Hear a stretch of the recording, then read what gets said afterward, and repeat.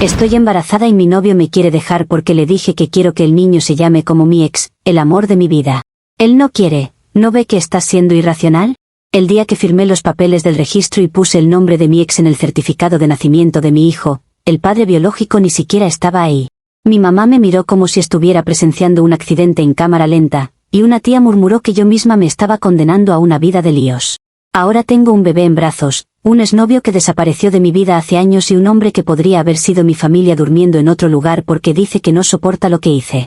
Y todo el mundo jura que yo soy el monstruo de esta historia. Lo crean o no, para mí todo esto empezó intentando ser honesta con lo que sentía, aunque a nadie le guste escucharlo. Siempre he tenido la sensación de que amo distinto a los demás. No es solo una frase dramática, de verdad lo siento así, como si lo que pasa dentro de mí tuviera otra intensidad, otra profundidad. Cuando estuve con Fernando, todo en mi vida se acomodó alrededor de esa idea. No fue una relación larga, ni perfecta, ni mucho menos sana si me pongo racional, pero en mi cabeza se convirtió en una especie de antes y después. Él no era solo un ex, era la persona con la que sentí que por primera vez me desarmaban por completo. Discutíamos, nos heríamos, nos alejábamos, pero había algo casi eléctrico que ninguna relación posterior ha tenido. Cuando todo terminó mal, con gritos y silencios y cada uno yéndose por su lado, yo no cerré ese capítulo, lo convertí en un mito. Mientras los demás decían que tenía que superarlo, yo pensaba que lo que había tenido con él era precisamente lo que la gente sueña y no se atreve a tener. Así que cometí lo que para muchos sería un error, pero para mí fue una especie de lealtad. Lo nombraba, hablaba de nuestras anécdotas, recontaba los detalles como si estuviera narrando una película. No era que quisiera volver con él, era que sentía que negar la importancia de lo que vivimos era traicionarme a mí misma. Hubo otros intentos de pareja, relaciones pasajeras, salidas que no llegaron a nada porque inevitablemente los comparaba con Fernando y siempre quedaban cortos. Yo lo sabía, pero sentía que al menos estaba siendo sincera conmigo. Carlos apareció en una etapa en la que yo ya estaba cansada del drama.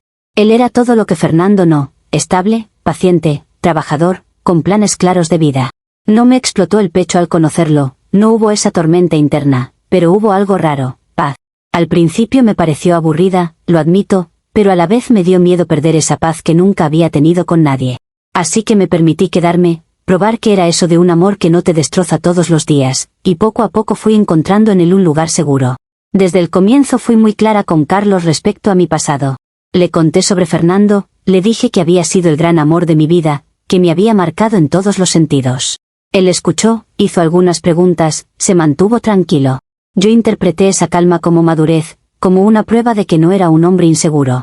Incluso llegué a pensar que era hermoso que pudiera aceptar que antes de él hubo alguien importante, porque al final todos tenemos historia.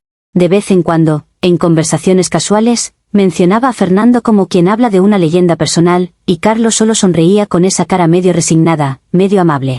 Nunca lo cuestionó en serio, así que yo asumí que no era un problema. Con el tiempo, la relación con Carlos se fue volviendo muy funcional. Salíamos, hacíamos planes, hablábamos de futuro, de mudarnos, de ahorrar. Él era de esos que se levantan temprano un domingo para arreglar cosas en la casa, que se preocupa por pagar cuentas a tiempo, que guarda los recibos en carpetas. No había ese fuego que yo había conocido, pero sí había una sensación de que, por fin, alguien estaba construyendo algo concreto conmigo. Cuando me enteré de que estaba embarazada, su reacción terminó de confirmarlo. Se emocionó, lloró, me abrazó como si le hubieran dado la mejor noticia de su vida. Yo también lloré, pero por otro motivo. Sentí que el universo me estaba dando una oportunidad de unir ese amor intenso que siempre defendí con la estabilidad que por fin había encontrado. Los primeros meses de embarazo fueron una burbuja. Carlos estaba pendiente de cada antojo, de cada cita médica, de cada pequeño malestar. Me tomaba fotos con la barriga apenas asomando, me hablaba de cómo sería el cuarto del bebé, guardaba ecografías como tesoros. Yo empecé a imaginar un futuro donde por fin mi capacidad de amar encontraría un cauce, un hijo que llegaba a una casa relativamente ordenada, con un padre presente y una madre que, sí, tenía un pasado intenso, pero que ahora estaba lista para hacer las cosas bien. Al menos eso creía. Lo que nadie entiende es que el embarazo también te pone muy vulnerable, muy sensible, y a mí me removió todos los recuerdos. Empecé a soñar mucho con mi vida antes, con los momentos extremos, con Fernando. No era que quisiera volver a esa relación, pero me encontraba pensando en cómo esa historia había moldeado la persona que ahora estaba trayendo un hijo al mundo. Me parecía injusto fingir que esa parte de mi historia no existía solo porque ahora estaba con Carlos. Para mí, negar eso era como borrar una mitad de mi identidad. Un día, en una de esas tardes tranquilas de sofá, Carlos sacó el tema de los nombres. Lo hizo con ilusión, hablaba de nombres que le recordaban a su abuelo, a personajes de libros, incluso a jugadores de fútbol. Yo lo escuchaba, pero sentía que esos nombres se quedaban cortos, que no tenían peso. Cuando me preguntó qué nombre me gustaría a mí, sentí que era el momento de ser coherente con todo lo que siempre había defendido. Así que dije lo que mi corazón ya tenía decidido desde hacía tiempo, que quería que nuestro hijo se llamara Fernando. Se hizo un silencio raro. Yo no lo dije como una provocación, lo dije con calma, explicando que ese nombre representaba algo muy profundo para mí, que era una especie de homenaje a una parte de mi vida que no quería borrar solo porque incomodaba.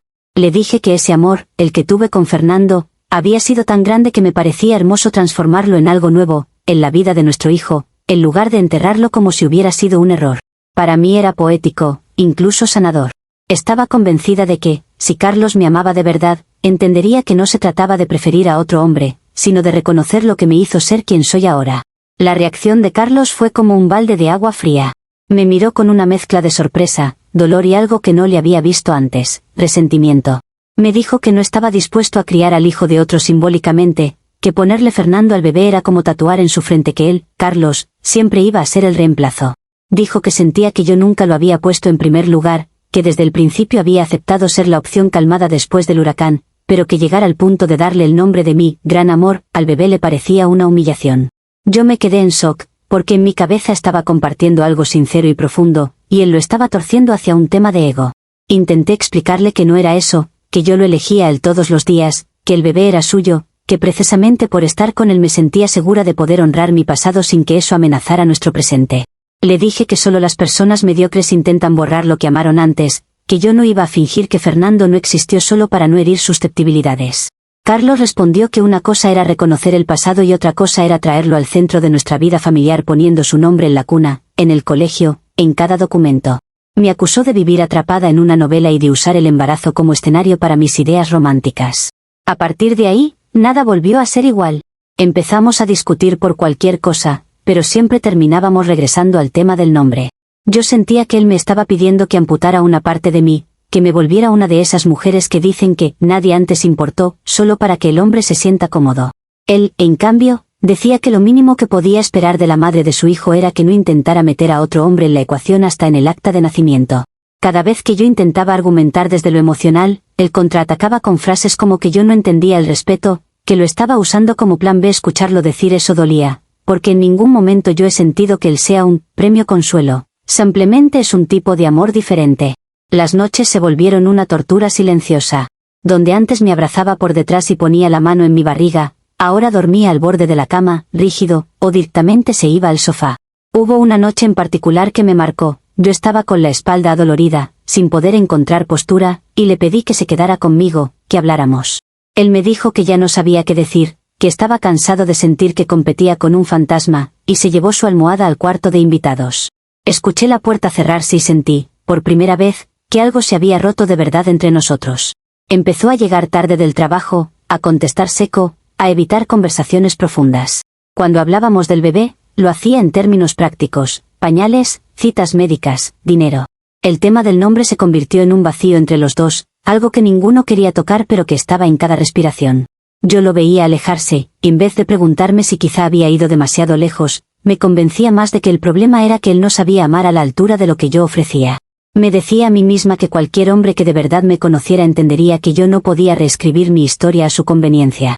Un día, después de otra discusión en la que terminamos gritándonos cosas que no son fáciles de olvidar, Carlos soltó algo que me heló la sangre.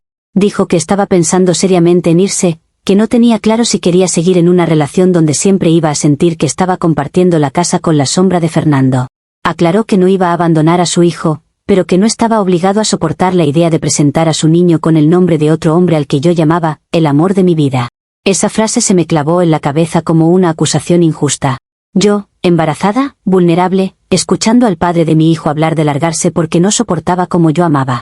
En mi cabeza, el papel se invirtió de inmediato, ya no era yo la que estaba haciendo algo cuestionable, era él el que estaba fallando. Me vi a mí misma como una mujer castigada por sentir demasiado, castigada por atreverse a no mentir sobre su pasado. Empecé a contar la historia en esos términos incluso a mí misma, una mujer honesta, profunda, que se atreve a nombrar lo que otros esconden, y un hombre que se encoge ante la incomodidad y busca la salida fácil. Cada noche que él dormía en otro cuarto, yo lo interpretaba como una prueba más de que el mundo no soporta a las mujeres que aman con intensidad. Y en vez de replantearme mis decisiones, me prometí a mí misma que no iba a ceder, que encontraría la forma de demostrar que no estaba atrapada en el pasado, que todo el mundo estaba equivocado menos yo. Usuario Anónimo 1 dice: de verdad no entiendo cómo puedes escribir todo esto y seguir convencida de que eres la víctima. Carlos tiene razón en sentirse usado, le estás dejando claro que siempre va a vivir a la sombra de Fernando y encima quieres que lo vea como algo poético. No es profundizar en el amor, es clavarle un recordatorio diario de que nunca fue tu primera opción. Respuesta de la OP: lo que tú llamas recordatorio yo lo veo como honestidad. Prefiero 1000 veces construir una familia sobre verdades incómodas que sobre cuentos de hadas baratos. Si él necesita que borre partes enteras de mi vida para sentirse seguro, entonces tal vez nunca estuvo realmente preparado para estar conmigo. No voy a rebajar lo que sentí solo para que alguien no se incomode con un nombre. Usuario Anónimo 2 dice: dices que amas distinto pero en los hechos suena más a ego que a otra cosa. Estás utilizando a tu hijo como símbolo para cerrar una historia que tú sola convertiste en mito. Carlos no te está pidiendo que finjas que Fernando no existió, solo que no lo metas por la ventana en la vida del bebé. Eso no es falta de amor, es sentido común. Respuesta de la OP: siempre es muy fácil hablar de sentido común desde fuera sin cargar con las emociones de otra persona.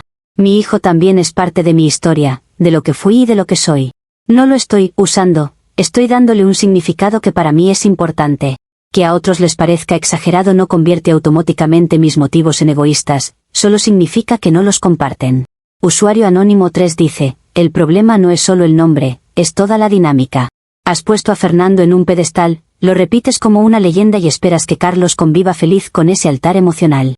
Luego te sorprende que se aparte cuando le propones nombrar al bebé como ese mismo hombre. Eso no es ser mujer verdadera, es negarse a ver el daño que haces. Respuesta de la OP: nadie ve que si Fernando está en un pedestal es porque fue parte de lo que me hizo llegar a donde estoy ahora, incluso a esta maternidad.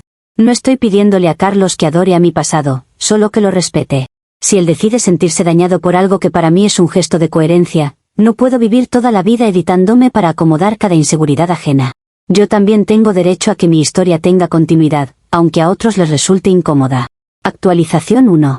Después de todo lo que pasó con Carlos y el tema del nombre, me quedé dándole vueltas a una idea que seguramente aquí todos van a llamar loca, pero que en mi cabeza era la única salida coherente. Si el gran problema era que él sentía que vivía compitiendo con un fantasma, lo lógico era enfrentar a ese fantasma de frente. Pensé que, si yo me aseguraba de que lo de Fernando y yo estaba realmente cerrado, entonces nadie podría decir que el nombre del bebé era una amenaza. Para mí no era una cuestión de fidelidad o infidelidad, era una cuestión de honestidad emocional. No podía traer a un niño a este mundo dejando cabos sueltos en mi propia historia. Así que empecé a pensar en Fernando no como el amor que perdí, sino como un capítulo pendiente que debía ordenar antes de convertirme en madre. Recordé que lo tenía bloqueado en todas partes desde hacía tiempo, pero los amigos en común siguen existiendo, las redes existen, los correos existen. No es tan difícil encontrar a alguien si realmente quieres. Una noche, mientras Carlos dormía en el cuarto de invitados, con la puerta cerrada como si yo fuera una extraña, me quedé con el celular en la mano sintiendo como el bebé se movía y pensando que no podía seguir dejando que otros definieran lo que era correcto en mi propia historia. Busqué el perfil de Fernando, encontré una forma de escribirle y empecé a redactar un mensaje que no fuera mediocre ni superficial. Ese mensaje no fue corto ni casual. Le conté que estaba embarazada, que mi vida había cambiado, pero que él seguía siendo, guste o no, el gran amor que marcó quién soy. Le expliqué que no estaba intentando volver, que no quería arruinarle nada si estaba con alguien, pero que necesitaba un cierre de verdad. Le hablé del nombre del bebé como de una idea que me surgió desde un lugar profundo, como una forma de transformar algo que fue intenso y doloroso en algo nuevo y limpio. Le dije que estaba intentando avanzar, pero que avanzar no significa negar lo que te hizo temblar alguna vez. Sentí que, por primera vez en mucho tiempo, estaba poniendo en palabras todo lo que siempre había callado. La respuesta no llegó enseguida, y esos días fueron raros. Carlos seguía distante, durmiendo en otro cuarto, y yo hacía como que solo estaba viendo vídeos en el teléfono, cuando en realidad revisaba cada poco si Fernando había contestado. Cuando al fin lo hizo, la sensación fue una mezcla de nervios y alivio. Su mensaje fue corto, frío incluso. Dijo que se alegraba de que mi vida estuviera avanzando, que se había enterado de que yo estaba con alguien estable, y que ahora él también tenía una pareja y una vida ordenada. Añadió que le incomodaba mucho lo que le contaba, que no creía que fuera buena idea seguir hablando y que lo mejor era que cada uno siguiera su camino. Cualquier otra persona habría tomado eso como un no rotundo, pero yo no funciono así. Sentí que él estaba respondiendo desde el miedo, desde la incomodidad, no desde lo que realmente sentía. Me fijé en las palabras que eligió, en cómo no negó que lo que vivimos fue grande, solo dijo que ahora tenía otra vida.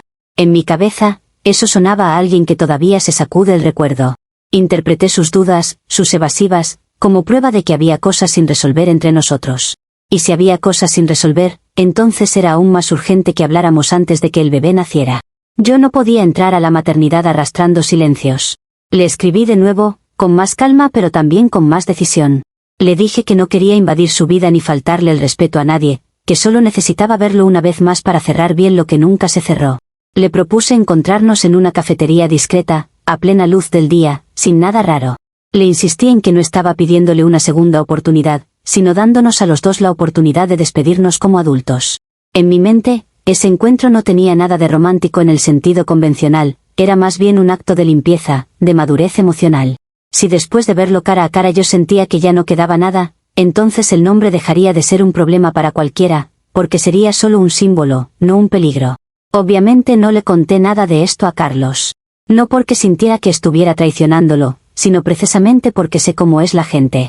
Sé que, si le decía que iba a ver al hombre que fue el amor de mi vida, lo iba a interpretar como una infidelidad emocional, iba a montar un escándalo y ya no se podría hablar del tema con serenidad. Preferí pensar que estaba protegiendo nuestra relación al manejar esto sola.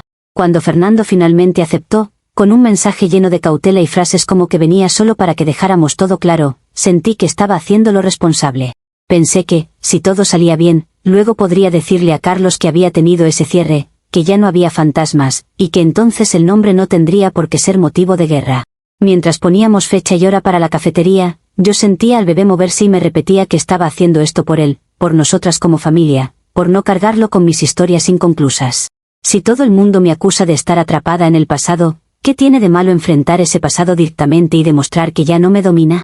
Tal vez desde fuera se vea como drama innecesario, pero desde donde yo lo vivo, era la única manera de no entrar a la maternidad sintiendo que dejé algo sin decirle a la persona que me convirtió, para bien o para mal, en quien soy ahora. A partir de ese encuentro, yo estaba segura de que todo se ordenaría, incluso lo de Carlos. Comentarios. Actualización 1. Usuario anónimo 1 dice: buscar a Fernando mientras estás embarazada de otro hombre y encima tienes una relación es exactamente lo que cualquier persona sana llamaría traición, aunque no haya besos ni nada físico. No es un acto de limpieza emocional, es reabrir una herida que tú misma te niegas a dejar cicatrizar.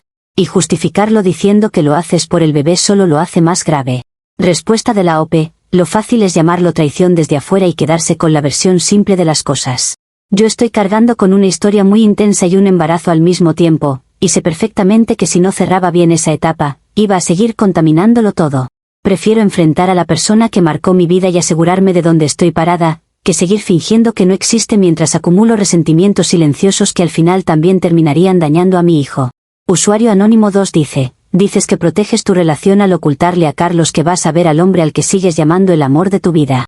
Eso no es proteger nada, es quitarle a él la posibilidad de decidir si quiere estar con alguien que necesita ese tipo de cierres.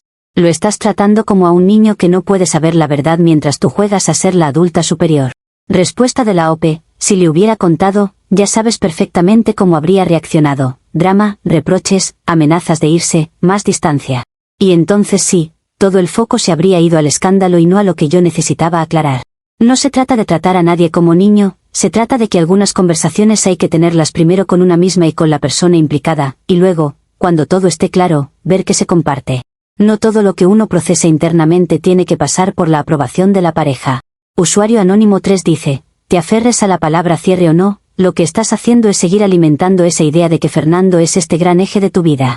En lugar de construir algo nuevo con Carlos, te dedicas a orbitar alrededor del mismo mito y arrastras a un bebé a esa órbita. Si de verdad quisieras avanzar, habrías puesto límites hace años, no organizarías una cita secreta en una cafetería.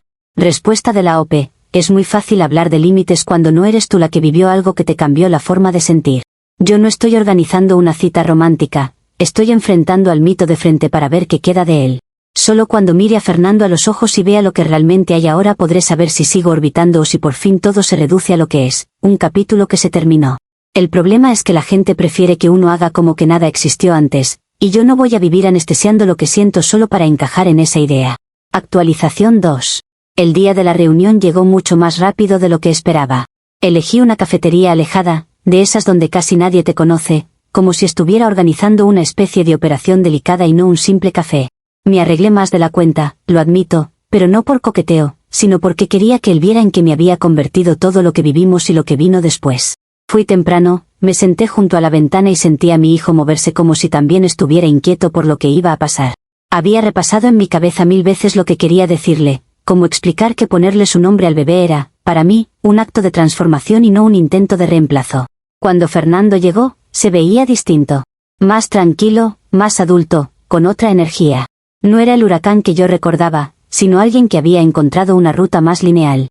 Nos saludamos con esa incomodidad de quien comparte demasiada historia y a la vez hace mucho que no se ve. Empecé contándole cosas superficiales del embarazo, de mi trabajo, de la vida con Carlos antes de todo este caos. Él escuchaba, pero yo sentía que estaba levantando una muralla invisible entre nosotros. Así que decidí ir al grano y hablé del verdadero motivo por el que lo había llamado. Le expliqué, con la mayor calma que pude, que para mí lo que vivimos nunca fue algo que pudiera etiquetarse como un error. Que había sido intenso, sí, que nos habíamos hecho daño, pero que también me había enseñado a sentir de una forma que no todo el mundo experimenta. Le dije que, ahora que iba a tener un hijo, me parecía casi lógico que el nombre que más peso tiene en mi historia estuviera ligado a esa nueva vida. Lo presenté como una especie de tributo, una manera de tomar algo que en su momento fue caos y convertirlo en algo limpio y nuevo. En mi cabeza sonaba espiritual, casi poético. Mientras hablaba, veía que su cara se iba tensando. Fernando no lo vio así, ni de cerca. Me dijo que lo que estaba planteando le parecía profundamente inapropiado. Que él ahora estaba con Daniela, que tenían una vida estable, que estaban haciendo planes a futuro, y que no quería que su nombre terminara enredado en un drama que no le pertenecía. Añadió que le parecía una falta de respeto hacia Carlos y hasta hacia el propio bebé, que llegaría al mundo cargando con una mochila que no pidió. Dijo que lo que yo llamaba homenaje le sonaba más a una obsesión mal gestionada. Escuchar esa palabra me dolió, porque yo sentía que él estaba reduciendo todo a algo feo, como si lo que yo sentía no tuviera matices. Salí de esa cafetería con una mezcla de frustración y rabia. Por un lado, había tenido el valor de mirarlo a la cara y decirle lo que nadie se atreve a decir en voz alta sobre sus grandes amores. Por otro, él se escondía detrás de su nueva vida, de su relación con Daniela, como si eso lo autorizara a desentenderse de lo que significó para mí. Aún así, yo sentía que el cierre estaba hecho, él había dejado claro que no iba a participar de esto y que no quería que su nombre estuviera en el centro de nada. Perfecto. Justo por eso, pensé, ahora ese nombre podía ser solo mío, mío y de mi hijo, sin depender de él. Lo irónico es que las cosas no terminaron ahí. Poco tiempo después, Daniela entró en escena de una forma que yo no había anticipado. Al parecer, revisó el teléfono de Fernando o vio las notificaciones, no sé, pero terminó leyendo todo lo que habíamos hablado. Me escribió un mensaje largo lleno de reproches, acusándome de intentar destruir una relación que llevaba años, de usar mi embarazo como excusa para hacer una especie de telenovela barata, de querer colar a su pareja en mi vida a través del nombre del niño. Me dijo que yo no estaba bien, que necesitaba ayuda, que dejara de romantizar cosas que solo hacían daño. Leyendo eso, no pude evitar sentir que el mundo está lleno de gente que odia a las mujeres cuando sienten fuerte.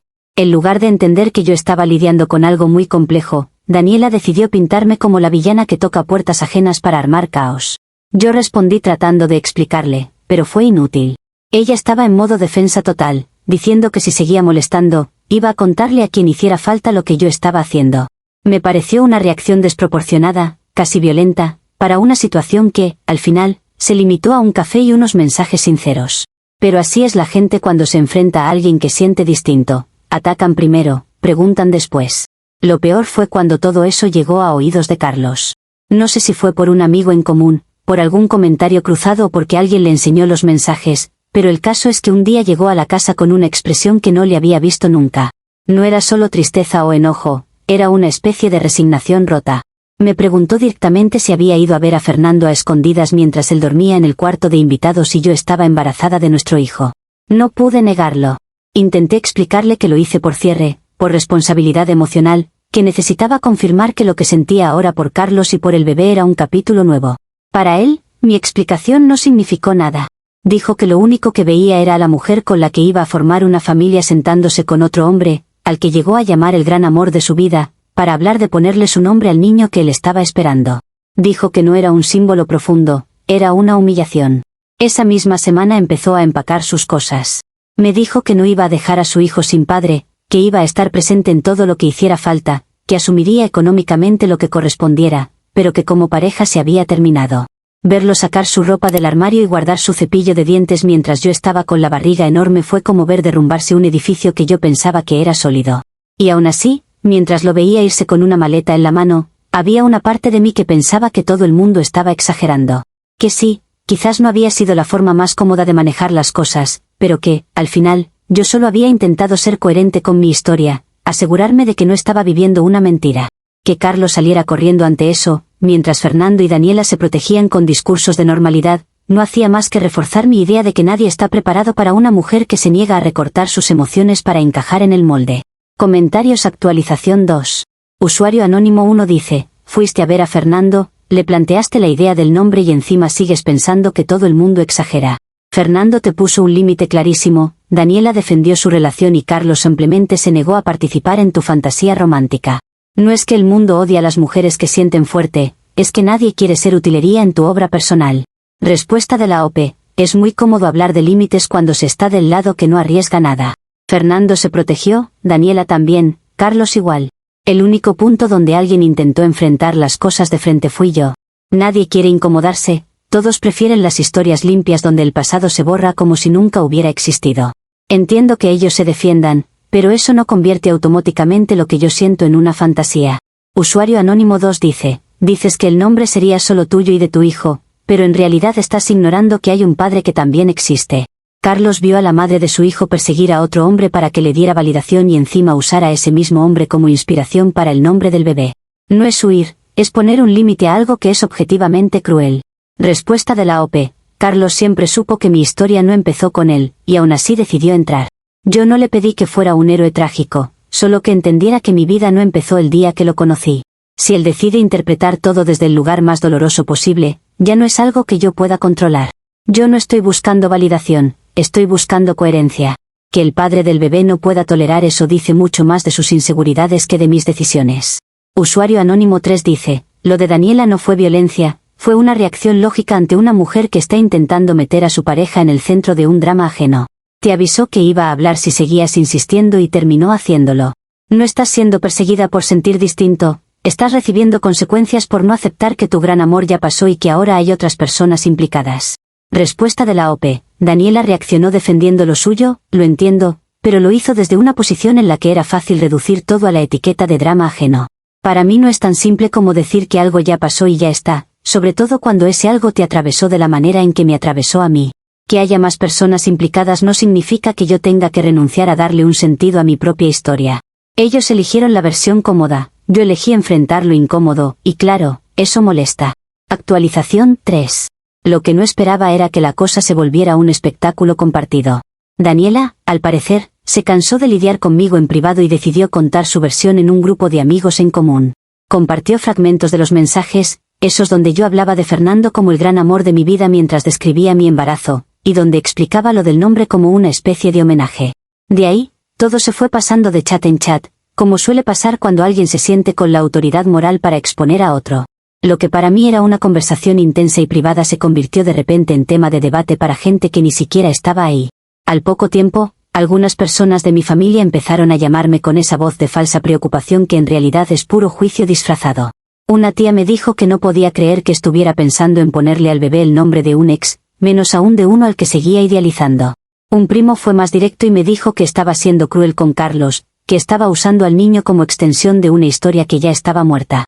Inclusive mi madre, que suele evitar meterse, terminó diciendo que entendía que yo hubiera amado a Fernando, pero que eso no me daba derecho a arrastrar a un inocente a ese altar. En ningún momento sentí que alguien intentara entender de dónde venía todo esto, solo querían que encajara en su idea de decencia. Yo escuchaba todo eso y, en vez de sentir vergüenza, sentía una mezcla de rabia y soledad. Desde su perspectiva, claro, era fácil decir que estaba siendo patética, que me aferraba a un amor adolescente. Pero ninguno de ellos estuvo ahí cuando yo sentí que me rompían los huesos invisibles del pecho, ni cuando, años después, seguía lidiando con las consecuencias de esa intensidad. Ellos solo veían los mensajes filtrados fuera de contexto y sacaban conclusiones rápidas. Empecé a sentir que todos se alineaban contra mí, que nadie estaba dispuesto siquiera a considerar que mi forma de amar fuera legítima, aunque no fuera la más cómoda para observar desde afuera.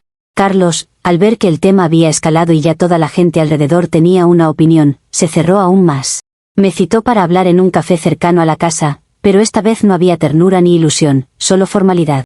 Me dijo que lo que más le dolía no era solo el nombre, ni siquiera la cita con Fernando, sino la forma en que yo había convertido todo esto en un relato donde él siempre aparecía como el hombre gris que no entiende nada. Dijo que no quería ser el personaje secundario de mi épica romántica.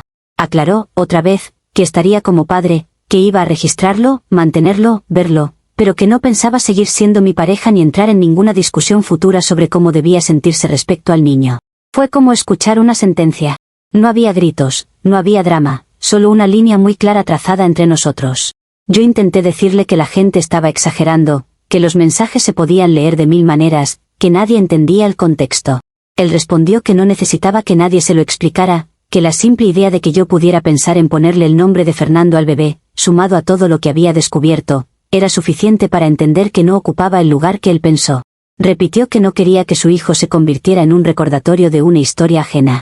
A partir de ahí, las interacciones con Carlos se volvieron casi burocráticas. Hablábamos de citas médicas, de dinero, de trámites, pero cualquier cosa mínimamente emocional se bloqueaba. Si yo intentaba hablar del nombre, él decía que no quería entrar en eso, que ya sabía cuál era mi posición y que no compartía en absoluto. Se limitaba a repetir que cumpliría con sus responsabilidades, nada más. Esa frialdad dolía, obviamente, pero también la reinterpreté como una prueba más de que nadie estaba dispuesto a lidiar con una mujer que no se borra a sí misma para encajar en lo que se espera de una futura madre. Mientras tanto, la narración que se instaló en mi entorno fue otra muy distinta a la mía. Para ellos, yo era la embarazada que no había soltado un viejo amor y que estaba dispuesta a usar un bebé para seguir alimentando ese altar. Cada vez que alguien me miraba con lástima o con reproche, yo me encerraba más en la idea de que era la única que estaba viendo la dimensión real de las cosas. El mundo se sentía pequeño, lleno de gente que solo quería historias simples, ex superado, pareja estable, bebé con nombre neutro y todos felices. Yo nunca encajé en ese molde, y ahora lo estaba pagando a gran escala. Comentarios. Actualización 3. Usuario anónimo 1 dice, que toda tu familia y tu entorno estén viendo lo mismo debería darte alguna pista. No es que todos sean moralistas aburridos, es que literalmente estás usando a tu hijo como escenario para seguir actuando tu papel de amante trágica. Y Carlos no es el hombre gris, es el único que tuvo el valor de apartarse de algo que le hacía daño. Respuesta de la OP. Cuando todo el mundo mira en una dirección, es normal que quien mira distinto parezca equivocada. Mi familia siempre ha sido conservadora en algunos temas, y claro que les resulta más fácil tildarme de amante trágica que aceptar que las historias no siempre son lineales. Que Carlos se aparte puede verse como valentía, pero también es la salida cómoda de quien no soporta la incomodidad de una verdad que no pidió. Yo soy la única que está sosteniendo la complejidad de esto, les guste o no. Usuario anónimo 2 dice, dices que tus mensajes se malinterpretan fuera de contexto, pero el contexto es claro, llamas a Fernando el gran amor de tu vida mientras estás embarazada de Carlos, y además planteas lo del nombre. No hay mucha interpretación posible. Estás aferrada a una narrativa donde tú eres profunda y los demás son superficiales, y eso te impide ver el daño real. Respuesta de la OP. Que yo reconozca que lo que sentí con Fernando fue muy grande no borra lo que estoy viviendo ahora ni el lugar que ocupa mi hijo. La gente se agarra de palabras sueltas y las convierte en sentencia, sin entender todo lo que hay detrás. Claro que es más fácil reducirlo a blanco y negro, o amas a uno o amas a otro. Lo que intento decir es que a veces la vida no funciona así, y que no por eso voy a renegar de mi propia historia solo para que otros se sientan más cómodos. Usuario anónimo 3 dice, te quejas de que te vean como patética, pero lo que resulta patético es seguir defendiendo con tanta vehemencia algo que ya rompió tu relación, dañó tu reputación y dejó al padre de tu hijo al margen. En algún punto, la profundidad deja de ser excusa y pasa a ser pura terquedad. El único que termina atrapado en todo esto es el bebé. Respuesta de la OP. Terquedad sería negar que todo esto me duele y seguir actuando como si nada. Yo al menos estoy mirando de frente las consecuencias, aunque no me gusten. Y sí, he perdido cosas, pero no voy a perder también la posibilidad de darle un sentido a lo que viví solo para limpiar mi imagen. El bebé no está atrapado en nada, está siendo parte de una historia que, con el tiempo, tendré que explicarle a mi manera. Prefiero eso a criar a alguien sobre una versión edulcorada de quién soy. Actualización 4. Con Carlos fuera de la casa y la familia mirándome como si fuera un problema que no saben dónde colocar, el embarazo empezó a sentirse distinto. Las citas médicas que antes eran de a dos ahora eran conmigo sola, o a veces con mi madre acompañándome más por obligación que por entusiasmo. La barriga crecía, las molestias también, y los días se llenaban de silencios incómodos. A nivel práctico, no me faltaba nada, porque Carlos cumplía con el dinero y los gastos, pero la presencia, Ese soporte que se supone que una tiene al construir una familia, simplemente se había evaporado. Y en cada ausencia yo repetía la misma frase en mi cabeza: nadie soporta a una mujer que no se edita. Las conversaciones con mi madre y algunas tías se volvieron un rosario de advertencias veladas. Me decían que todavía estaba a tiempo de elegir otro nombre, que pensara en el futuro del niño, en cómo se sentiría Carlos cada vez que lo escuchara. Una tía llegó a decir que estaba cometiendo una crueldad innecesaria, como si el acta de nacimiento fuera una especie de castigo. Yo escuchaba todo eso mientras sentía a mi hijo patear y me preguntaba en qué momento todos decidieron que la forma correcta de amar era borrar las cicatrices. Para mí, el nombre ya no era solo Fernando, era la prueba de que no había dejado que nadie reescribiera mi historia por comodidad. El día del parto llegó con su propia carga de simbolismo. Carlos estuvo, porque legalmente y como padre tenía que estar, pero la distancia era evidente. Hablaba con los médicos, firmaba papeles, se aseguraba de que todo estuviera en orden, pero apenas cruzaba miradas conmigo. Yo, entre contracciones y temor, sentía una mezcla de vulnerabilidad y orgullo. Vulnerabilidad porque, claro, nadie quiere parir con un muro emocional al lado. Orgullo porque, aún en medio de todo ese frío, sabía que estaba haciendo las cosas como yo las sentía, sin dejar que me quebraran en el tramo final. Cuando por fin tuve a mi hijo en brazos, todo se volvió muy silencioso. No estaba el típico cuadro de pareja emocionada y reconciliada por la llegada del bebé. Estábamos yo y él, y alrededor, profesionales que hacían su trabajo. Carlos se acercó, lo miró, le acarició la cabeza, pero no hubo ese instante de familia que yo había imaginado meses atrás.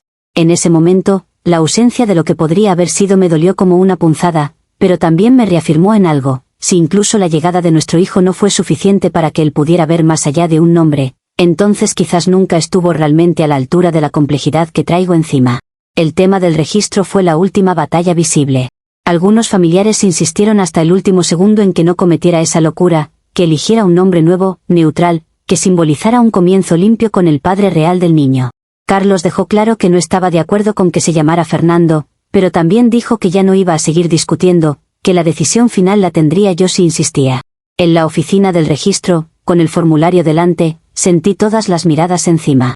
Respiré hondo, pensé en todo lo que había pasado, en quién fui con Fernando, en quién fui con Carlos, en quién era ahora con ese bebé en brazos, y escribí el nombre que siempre había tenido en mente. Salir de ahí con el certificado en la mano fue extraño. Por un lado, sabía que acababa de sellar algo que muchos consideran imperdonable. Por otro, sentí una paz rara, una sensación de haber sido fiel a mí misma hasta el final, aunque eso me estuviera costando casi todo. Las críticas no tardaron en llegar. Algunos dijeron abiertamente que estaba loca, otros que estaba condenando a mi hijo a una historia que no pidió. Cada comentario era una confirmación más de que la mayoría prefiere las historias fáciles y previsibles. Yo miraba a mi hijo, lo llamaba por su nombre, y sentía que, al menos, no lo estaba trayendo a una vida basada en una mentira cómoda. Lo que nadie quiere reconocer es que el bebé, para muchos, es un símbolo que usan para sentirse superiores moralmente. Hablan de protegerlo, de pensar en él, pero en realidad lo que les molesta es que me atreva a usar mi maternidad para cerrar mi propia narrativa en lugar de convertirme en el molde que esperan. Perdí a una pareja que estaba dispuesta a formar una familia bajo ciertas condiciones, sí. Dañé la imagen que Fernando tiene en ciertos círculos, tal vez. Fracturé mi círculo social. Pero también me negué a aceptar un guión donde tenía que fingir que mi gran amor nunca existió solo porque ahora incomoda. Comentarios. Actualización 4. Usuario anónimo 1 dice: registraste a tu hijo con el nombre de Fernando sabiendo perfectamente todo el daño previo, y aún así lo vendes como fidelidad a ti misma. La realidad es que lo condenaste a ser recordatorio viviente de tu obsesión, tanto para Carlos como para todo el entorno que conoce la historia. Te engañas diciendo que lo haces por coherencia cuando en realidad es puro orgullo. Respuesta de la OP: orgullo sería haber cambiado el nombre solo para que todos dejaran de hablar. Coherencia es sostener una decisión incluso cuando no te deja bien parada ante nadie. Obviamente sé que no es la opción más cómoda, pero también sé que, si hubiera elegido otro nombre solo para tranquilizar conciencias ajenas, me habría traicionado a mí misma y a todo lo que viví. Mi hijo crecerá sabiendo la verdad, no una versión recortada para que los demás se sientan menos incómodos. Usuario anónimo 2 dice: dices que Carlos no estaba a la altura de tu complejidad, pero él fue el único que estuvo en el parto, firmó papeles, se hizo cargo económicamente y se quedó a pesar de todo el drama. Lo único que pidió fue que no pusieras a otro hombre en el centro de la identidad de su hijo, y tú ni siquiera pudiste concederle eso. No es que él sea simple, es que tú no cedes en nada. Respuesta de la OP: no voy a negar que Carlos cumplió en lo práctico, pero la vida no es solo trámites y dinero. Estuvo presente físicamente, sí, pero emocionalmente se desconectó hace rato. Yo tampoco le pedí que cambiara su historia ni sus miedos para encajar conmigo. Él eligió protegerse, yo elegí sostener lo que considero importante. No estoy obligada a sacrificar mi sentido de las cosas solo porque él esté presente en ciertos momentos. Usuario Anónimo 3 dice, hablas de que todos usan al bebé como símbolo para juzgarte, pero la primera que lo convirtió en símbolo fuiste tú, al tratarlo como vehículo para cerrar tu novela con Fernando. Un hijo no es lienzo para que la madre pinte su relato trágico. Podrías haber sanado tu historia sin arrastrar al niño a llevar ese peso cada vez que alguien pronuncie su nombre. Respuesta de la OP, un hijo no llega a un vacío, llega a la vida de una persona con historia, con heridas, con momentos que la definieron. Fingir que todo eso desaparece el día que una se convierte en madre es mentira. Mi hijo inevitablemente iba a formar parte de mi relato, de quién soy. Yo elegí ser transparente con eso desde el principio, incluso si a otros les parece demasiado. Que a ti te parezca un peso no significa que para él vaya a serlo. Dependerá de cómo se lo cuente y de cómo construyamos nuestra relación, no solo de lo que se diga en voz baja ahora. Actualización 5. Han pasado varios meses desde el parto y las cosas se han asentado en una especie de equilibrio raro, casi funcional, pero lleno de distancia.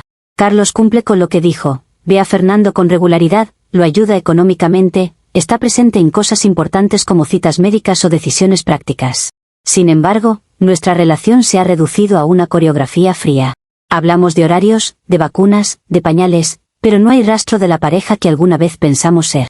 Cuando está en casa, se centra en el niño y apenas me dirige la palabra. Se nota que está haciendo un esfuerzo por separar su rol de padre de todo lo que piensa de mí. En el entorno más amplio, la mayoría ha optado por tratarme con cautela. No me atacan directamente, pero hay silencios que lo dicen todo.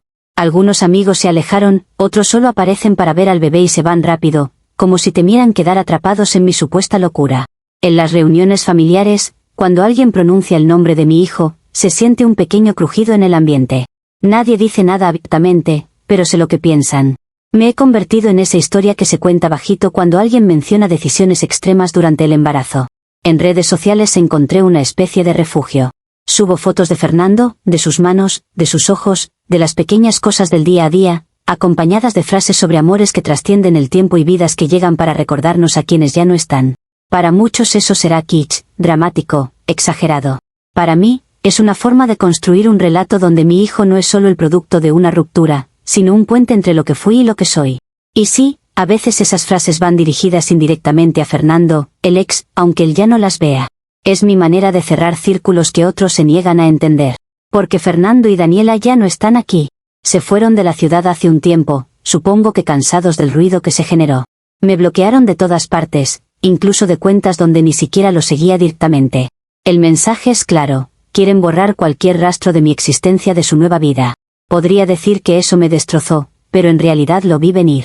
Cuando alguien decide abrazar la normalidad a toda costa, cualquier cosa o persona que les recuerde lo contrario se vuelve un problema a eliminar. Yo represento todo lo que ellos no quieren ver en el espejo. De vez en cuando, alguien que todavía se atreve a hablar con honestidad me pregunta si no habría sido más sano elegir un nombre nuevo, construir una historia propia con Carlos como padre real del niño. Lo dicen desde una mezcla de preocupación y cansancio, como si aún guardaran la esperanza de que reconozca que me equivoqué. Yo les contesto, ya sin ganas de debatir, que el mundo prefiere las historias mediocres, esas donde todo encaja, a las verdaderas. Que no todos tienen el valor de sostener un relato que incomoda. Algunos se quedan en silencio, otros cambian de tema. Cada vez son menos los que insisten. Lo que he aprendido en estos meses es que mi victimismo, como muchos lo llaman, ya no conmueve a nadie. Y, aún así, sigue siendo la forma en que entiendo lo que pasó. Me veo como alguien que pagó un precio alto por no reescribir su vida para hacerla digerible. Perdí una pareja estable, sí. Perdí amigos, reputación, posibilidad de una familia convencional. Pero cada vez que miro a mi hijo y lo llamo por su nombre, siento que, al menos, no me traicioné. El resto del mundo puede etiquetarme como quiera. Yo seguiré viviendo en este relato que construí, incluso si eso significa que siempre seré la que sufre demasiado y cambia poco. Comentarios. Actualización 5. Usuario Anónimo 1 dice, dices que no te traicionaste, pero tampoco hiciste el mínimo gesto de empatía hacia Carlos ni hacia tu propio hijo. Llamar mediocres a los que hubieran elegido un nombre neutral no te hace profunda, solo te mantiene encerrada en una pose de mártir que ya nadie compra. La única que sigue atrapada en esa novela eres tú. Respuesta de la OP, empatía no es sinónimo de renunciar a todo lo que uno es para calmar a los demás. Entiendo que Carlos y otros se sientan incómodos, pero no por eso voy a reescribir mi historia para que cuadre con su idea de normalidad. Si para ti eso es pose, está bien, pero al menos es coherente con lo que siento. Prefiero ser la que se queda en una historia incómoda a ser una de esas personas que cambian de guión según quien esté mirando. Usuario Anónimo 2 dice, hablas de tu hijo como puente entre lo que fuiste y lo que eres, pero apenas mencionas lo que él necesita ahora y en el futuro. Le estás construyendo una identidad donde siempre estará atado a un ex que nunca conoció y a un drama que no pidió. Cuando crezca y escuche la historia, no va a pensar que su madre fue valiente, va a preguntarse por qué nunca fue suficiente por sí mismo. Respuesta de la OP, nadie sabe cómo va a interpretar un hijo la historia de sus padres. También hay niños criados en mentiras que luego sienten que les robaron la verdad. Yo elegiré contárselo de una forma en la que entienda que su nombre forma parte de una cadena de hechos que me llevaron a él, no de una competencia entre hombres. Que algunos de ustedes solo vean el drama no significa que él vaya a verlo de la misma manera. Usuario Anónimo 3 dice, te molesta que Fernando y Daniela te hayan borrado de su vida, pero sinceramente, ¿qué esperabas? Jugaste con los límites de su relación, usaste tu embarazo como excusa para meterte en su dinámica y ahora te sorprende que quieran distancia. No es que ellos huyan de la intensidad, es que tú no entiendes cuándo dejar ir algo que ya terminó. Respuesta de la OP, no me sorprende que se hayan ido, solo confirma lo que ya sospechaba, prefieren la tranquilidad a enfrentarse a algo que los incomoda. Yo me acerqué desde un lugar que, para mí, era honesto, quizá torpe, pero honesto al fin. Si su forma de manejarlo fue desaparecer y borrar todo rastro, es su elección. Yo no voy a vivir pidiendo perdón eternamente por haber sentido algo de forma diferente a la que ustedes consideran aceptable.